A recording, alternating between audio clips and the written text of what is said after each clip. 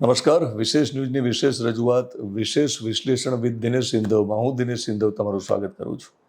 તમે થંબનેલ અને ટાઇટલમાં જોયું હશે, આ વિષય ઉપર, આ મુદ્દા ઉપર મારે વિશેષ વિશ્લેષણ કરવું છે.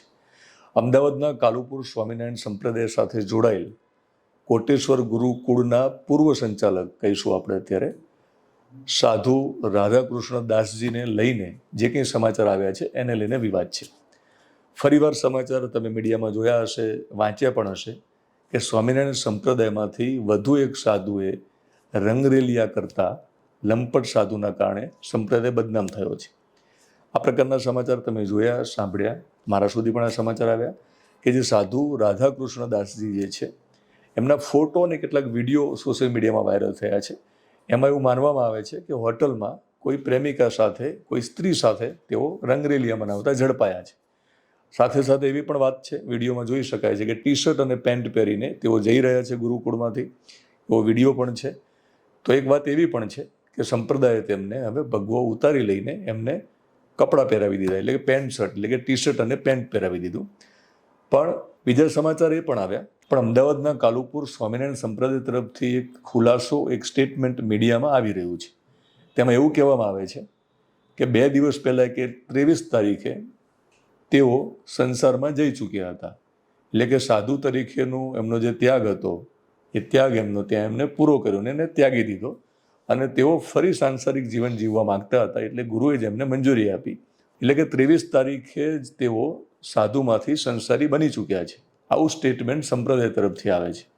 પછી જે કંઈ 23 તારીખ પછી બન્યું છે એને લઈને જે ફોટો અને વિડીયો આવ્યા છે એની સાથે અમારે કોઈ લેવા દેવા નથી. આના 2 અર્થ નીકળે.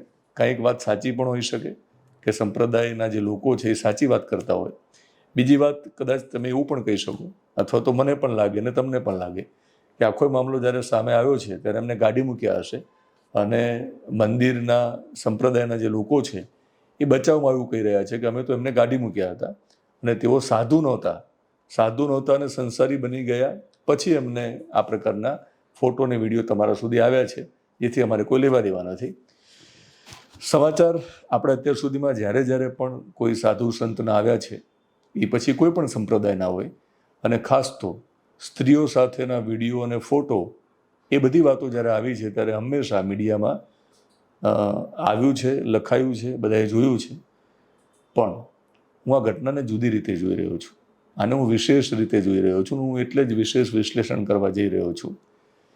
આ ઘટનાને લઈને જો સ્ટેટમેન્ટ સંપ્રદાયનું સાચું પડે તો મને ગમશે, અને સાધુ રામકૃષ્ણ દાસજીએ પણ જો આવું કર્યું હોય તો મને ગમશે. હું શા માટે કહું છું?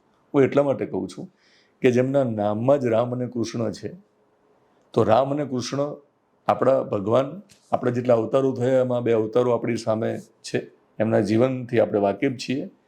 આ બંને સાંસારિક જીવન જીવીને ગયા. બંનેને પત્નીઓ હતી. બંને આપણને ડેમોન્સ્ટ્રેશન આપ્યું કે તમે સંસારમાં રહીને પણ સરસ ભક્તિ કરી શકો, તમે સંસારમાં રહીને પણ ભગવાનને તમે પામી શકો.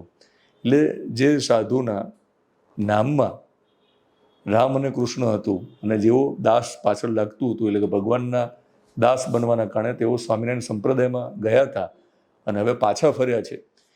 હકીકત જે કંઈ હોય, હકીકત એમાં 2 શક્યતાઓ છે. એક શક્યતા એ પણ છે કે તેઓ સાધુ હોય અને કપડાં બદલીને ક્યાંક હોટલમાં ગયા હોય અને પકડાઈ ગયા હોય અને સમાચાર વાયરલ થયા હોય, કે પછી સંપ્રદાય તરફથી એવું કહેવામાં આવ્યું હોય કે એમને ગુરુની મંજૂરીથી જ ત્યાગ કર્યો હતો સાધુ જીવનનો અને ફરી સંસારમાં ગયા હતા. આ બંને શક્યતાઓ છે. આ બંને શક્યતાઓને નકારી ન શકાય. પણ આ ઘટનાને લઈને આપણે એ શીખવાની જરૂર છે. હિન્દુઓને પણ આ મને લાગે છે કે વિચારવું પડશે. માત્ર પ્રકારના સમાચાર આવે, વાંચી લઈશું, જોઈ લઈશું, ટીકા કરીશું, એનાથી નહીં ચાલે. સમજવાની જરૂર એ છે કે ભગવાન રામ અને કૃષ્ણ અને પછી જેટલા પણ ઋષિમુનિઓ થઈ ગયા છે એ બધાને પત્નીઓ હતી, એ બધા પરિણીત હતા, બધા સાંસારિક જીવન જીવીને ગયા, એક નિદર્શન કરીને ગયા. એનો મતલબ એ નથી કે જે લોકો, જે સાધુઓ અપરિણીત છે અને જેમને ભગવો ધારણ કર્યો છે એ ખોટા છે. સમયની સાથે સનાતન ધર્મ માટે એ પણ જરૂરી છે. પણ આ ઘટનામાંથી 2 શીખ મળે છે જે શીખવાની જરૂર છે કે 14 થી 15 વર્ષની કુમળી વયે એ અવસ્થામાં જ્યારે કોઈ પણ દીક્ષા આપી દેવામાં આવે અને પછી એ યુવાન એ સાધુ ભલે બની જાય, એનું નામ ભલે બદલાઈ જાય, પણ છે તો માણસ. એની પણ કામ વૃત્તિ હોવાની, એની પણ ઈચ્છા વૃત્તિ હોવાની. એ જ્યારે યુવાન થાય છે ત્યારે જો એ ભક્તિને ન સમજી શક્યા હોય, ભગવાનના માર્ગમાં ચાલવા માટેની કપરી પરીક્ષા જો પાસ ન કરી હોય અને દીક્ષા આપી દીધી હોય, અને જ્યારે મોટા થાય ત્યારે જે દિશામાં, જે ખૂણામાં જવાની તમે ના પાડો છો, એ ખૂણામાં જવાની જેમ માણસને ઈચ્છા થાય, એમ જે સ્ત્રીથી દૂર રહેવાની વાત કરવામાં આવે ત્યારે સ્ત્રીને જાણવા માટે કદાચ વધારે ઈચ્છા થાય એ લોકોની, એટલે જ ભૂલો થાય.